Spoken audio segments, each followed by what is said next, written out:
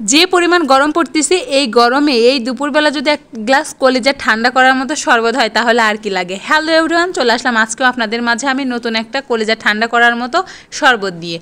আর এখানে আমি প্রথমেই নিয়ে নিয়েছি একটা কাঁচা আম, যেটা আমি ভালোভাবে পুড়িয়ে নিয়েছি। আর এখানে আমি কিছুটা গোটা জিরা ভেজে নিয়েছিলাম, যেটা আমি গুঁড়ো করে সাইডে রেখে দেবো, পরে শরবতে ব্যবহার করব। আর এখানে আমি আমটা পুড়িয়ে নিয়েছি, আমের খোসাটা ভালোভাবে ছাড়াই নেব। এটা একটু গরম ছিল, আমি তাড়াতাড়ি করতে যাই বাট করতে পারছিলাম না, দেখতে পারছেন। আর আমি এখন খোসাটা ছাড়িয়ে নিয়েছি, এটা আমার হাত দিয়ে মেখে নিব।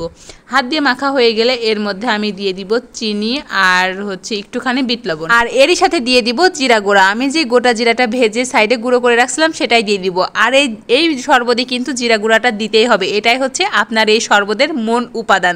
এটা আপনার ফ্লেভার টেস্ট একদম জাস্ট তুঙ্গে তুলে দিবে। এর মধ্যে এখন দিয়ে দিব আইস কিউব আর পরিমাণ মতো পানি। তারপর এটা ভালোভাবে মিশিয়ে এটা এখন সার্ভ করার জন্য রেডি।